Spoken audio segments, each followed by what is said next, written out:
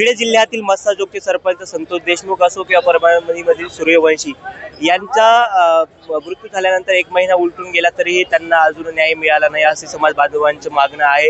कारण की मस्साजोगचे सरपंच संतोष देशमुख यांच्या हत्येतील आरोपी अटक करण्यात आली, मात्र त्यातील एक आरोपी आताही फरार आहे आणि त्यांची मागणी आहे की त्या आरोपीला अटक होऊन जे काही त्यांचे सहभागी आहेत त्यांना सुद्धा फाशी शिक्षा व्हावी अशी मागणी करून आज छत्रपती संभाजीनगरमधील क्रांती चौक येथे मराठा बांधव आणि सर्व समाजातील आणि सर्व पक्षीय बांधवांचा आज महामोर्चा आहे आणि त्याचं नेतृत्व मराठा नेते मनोज जरांगे असो किंवा देशमुख कुटुंब हे करणार आहेत। ते आता काहीच वेळात क्रांती चौक येथे सहभागी होणार आहेत। पूर्वी आपल्यासोबत काही मराठा बांधव आहेत, त्यांच्याशी बोलण्याचा आपण प्रयत्न करूया।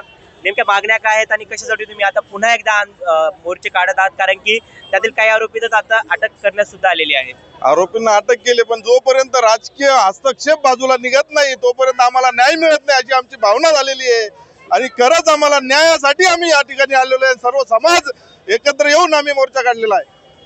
पण तुमची जी मागणी होती की जे कराड आहेत सह आरोपी त्यांना अटक होई, त्यांना अटक झाली आणि बाकीचे जे आरोपी आहेत त्यांना सुद्धा अटक झाली, आता पुढचं पाऊल काय असणार आहे तुमच्या मागण्या? डायरेक्टली सांगतो, धनंजय मुंडेंचा राजीनामा घेतल्याशिवाय हा राजकीय हस्तक्षेप बाजूला निघत नाही तोपर्यंत आम्हाला न्याय मिळत नाही ही आमची भावना झालेली आहे।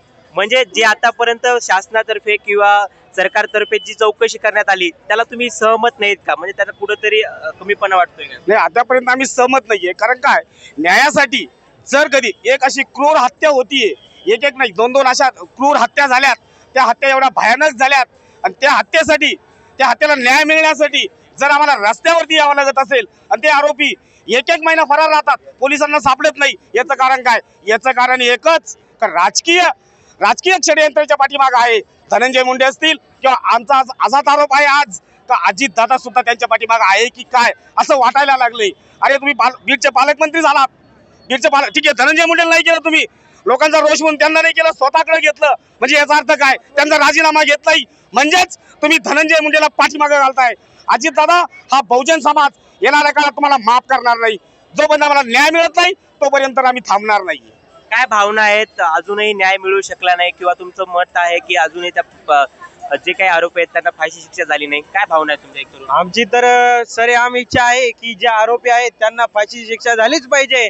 कारण भविष्यामध्ये देखील अशा घटना घडू शकतात आणि यांना प्रेरित होऊन आज आपण छत्रपती संभाजीनगरमध्ये सरेआम आपण ओपन फिरतोय, परंतु अशा घटनेनंतर जर त्या गोष्टीची काही कुठेतरी नोंद झाली नाही आणि कुठेतरी अशा हत्याकांड आपल्या समोर होत आहे तर सरेआम लोक चाकू घेऊन फिरल्याशिवाय राहणार नाही आणि कोणालाही कोणी काही करू शकतं आणि आपली शिस्त व्यवस्था आणि सगळी गोष्ट या ठिकाणी नस्तनाबूत झाल्याशिवाय राहणार नाही। त्यामुळं या लोकांना कठोर ते कठोर अशी शिक्षा इथं झाली पाहिजे आणि याच्यामध्ये सर्व प्रथमतः या सरकारचा कुठेतरी याच्यामध्ये हस्तक्षेप असू शकतो असं कुठेतरी आज समाजाला वाटू लागलंय।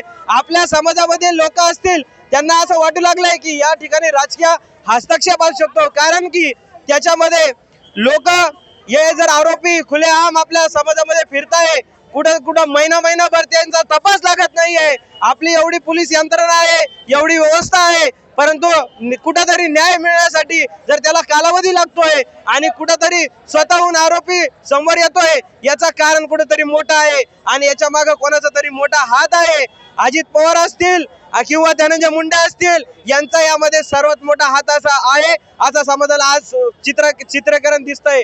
कारण या ठिकाणी कालच पालकमंत्री पद घोषित करण्यात आले आणि त्यामध्ये अजित पवारांकडेच हे पालकमंत्री कशामुळे आलं हे सर्वात प्रथम सर्व समाजाला आज प्रश्न पडलाय। कोणाकडे हवं? मागणी काय तुमची? कोणाकडे हवं? हे पालकमंत्री दुसरीकडे बी जाऊ शकत होतं, परंतु अजित पवारांकडेच का गेलं? कारण की या प्रकरणाला कुठेतरी त्यांनी वेगळी दिशा देऊन पुढे भविष्यामध्ये ते हक्काचे हक्कदार अजित पवार आहेत का? असू शकतात, 100% अजित पवार हे देखील याच्यामध्ये सूत्रधार असू शकतात। कारण की अजित पवारांचाच माणूस हा धनंजय मुंडे आहे आणि धनंजय मुंडेचा पाठीशी घालत असेल तर अजित पवार आहे।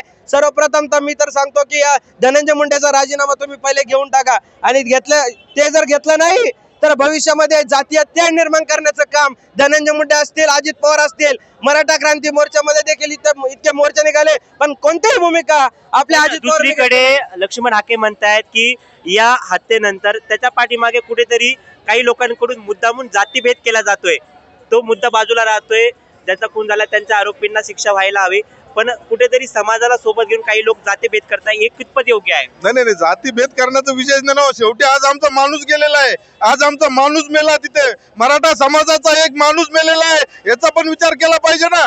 तुम्ही म्हणजे त्यांना पाठीशी घालताना आम्ही मराठा समाजाने कुठं जायचं, कोणाकडे न्याय मागायचा, ही अशी आमची अवस्था झालेली आहे. म्हणजे सरकार आरोपींना पाठीशी घालत आहे का? सरकारच आरोपींना पाठीशी घालते, राजकीय हस्तक्षेप बाजूला केल्याशिवाय आम्हाला न्याय मिळणार नाही अशी भावना आमची झालेली आहे. आपण पाहू शकतो की मोठ्या प्रमाणात इथे जे समाज बांधव आहेत ते आता आक्रोश करत आहेत आणि जे आरोपी आहेत त्यांना काय शिक्षा व्हावी असं त्यांचं म्हणणं आहे. मी राम बुधवंत, नवराष्ट्र, छत्रपती संभाजीनगर.